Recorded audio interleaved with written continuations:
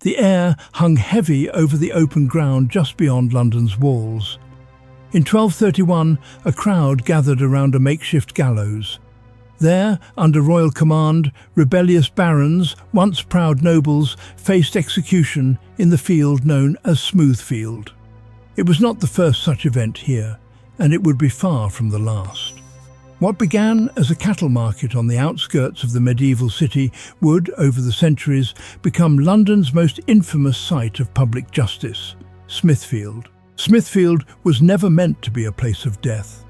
Originally an open plain outside the city walls, it served as a space for trade, horse fairs, and even royal tournaments. But from the 13th century onward, its identity began to darken. According to the monk and chronicler Matthew Paris, Smithfield was already associated with executions by the early 1200s.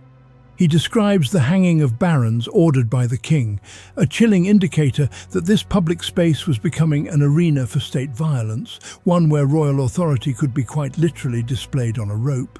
By the early 15th century, Smithfield was no longer a site only for rebels and outlaws. It had become a place where conscience itself could be punished.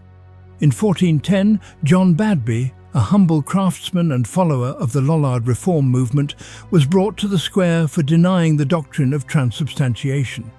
He was locked in a barrel and burned alive. Prince Henry, moved by his bravery, halted the flames and offered him life in exchange for submission. But Badby refused, and the fire was relit. This transformation was not lost on later observers. John Stowe, writing in the late 16th century, described Smithfield bluntly. In this open field of old time stood gallows for the execution of offenders. What once echoed with the clatter of hooves and the cries of merchants now rang with screams and sermons. Fires were lit here too, not for warmth or industry, but for burning heretics. What began as an open field became a ritual space of terror. Smithfield's soil was soaked with the blood of the condemned long before it was paved over by history.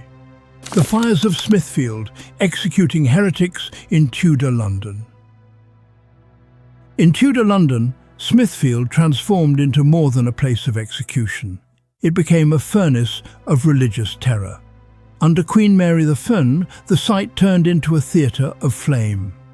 Known to Protestants as Bloody Mary, her reign from 1553 to 1558 marked the most infamous wave of heretic burnings in English history. Smithfield, once a market square, became the epicentre of this purge. One of the earliest victims was John Rogers, a Protestant preacher and Bible translator.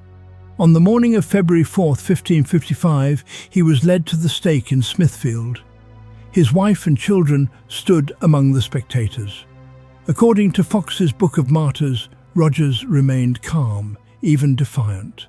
As the flames rose, he washed his hands in the flame as though it had been cold water. It was not just an execution, it was a statement, one that haunted those who saw it. But Rogers was only the beginning. The burnings continued weekly.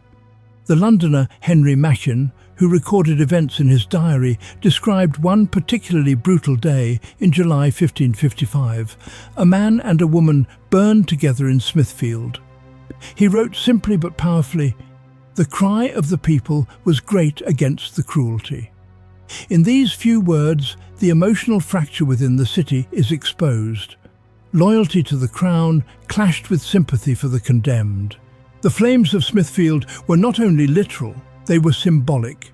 Each execution was framed as a moral necessity. Sermons were preached, crowds were summoned, and always the fire followed. The gallows at Smithfield, public hangings before the crowds.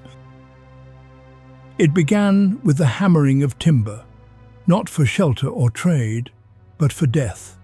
In the heart of medieval London, officials erected gallows in the broad expanse of Smithfield, where livestock once traded hands and royal tournaments dazzled the masses.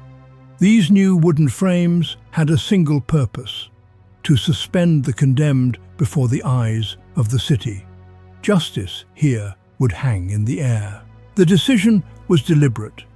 According to 14th century City of London records, gallows were to be made in the field of Smithfield for hanging malefactors. It was a civic project, commissioned, authorised and maintained. Public execution had become public policy, and Smithfield, with its wide, accessible ground just outside the city walls, became a stage for state violence. The message was unmistakable. Crime would not be punished in shadow, but displayed in daylight. Thomas Walsingham, a chronicler writing from nearby St Albans Abbey, recorded one such moment in 1382. In the wake of the peasants' revolt, a line of men, branded rebels, were marched to Smithfield and hanged amid the cries of the common people. The crowd had gathered not only to witness justice, but to participate in it. Some shouted approval, others wept or recoiled, but all watched. Excavations near West Smithfield have uncovered skeletal remains with neck fractures consistent with hanging trauma. No names are attached, no epitaphs carved, but the bones tell a silent truth. Smithfield's role as a killing ground was not just legend, it is etched into the earth. In Smithfield, punishment was never just a consequence, it was a performance. Drawn and quartered, treason's deadly price. The sound of iron wheels on stone echoed through London as the condemned was dragged towards Smithfield. This was not a criminal bound for a simple execution. It was a traitor, and for treason, English law demanded nothing short of annihilation. In the eyes of the Crown, betrayal wasn't merely a crime. It was an assault on the king himself. And at Smithfield, that insult was answered with the most brutal sentence the realm could carry out. Since the 13th century, the punishment for high treason had been fixed in law. The condemned would be drawn to the place of execution, hanged until near death, then subjected to further punishment that deliberately dismantled the body and legacy of the accused. It was as much a spectacle as it was a sentence, designed to obliterate rebellion in both flesh and spirit.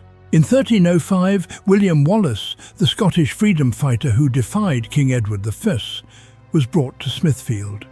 His execution was meant to end not just a man, but a movement. According to the Scala Chronica, a 14th century chronicle, Wallace was drawn from the tower to the elms at Smithfield, hanged, and his members divided. 2 decades later, in 1326, another man would suffer the same fate on the same ground. Hugh Despenser the Younger, the hated favourite of King Edward II, was captured following the rebellion led by Queen Isabella and Roger Mortimer. His sentence was issued with ceremonial precision. Each step of the sentence was performed not in haste, but with ritual. Smithfield's crowds witnessed not only a death, but the kingdom's assertion of power, physical, legal and symbolic.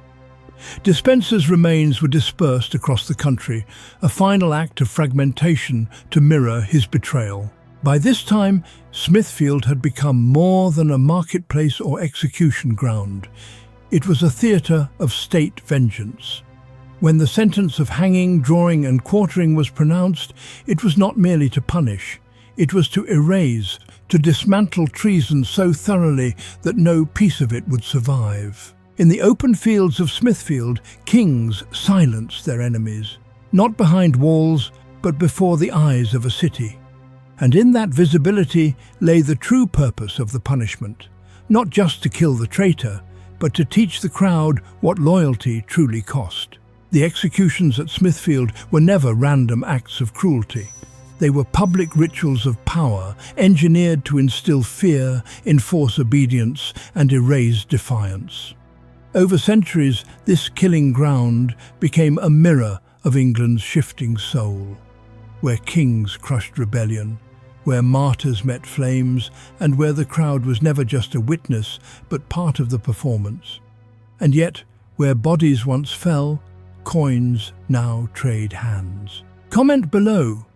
Is Smithfield's transformation proof of historical progress, or simply a burial of memory beneath brick and commerce? In this open field, stood Gallows for the execution of offenders. Now it is a market for horses and cattle. John Stow, Survey of London, 1598.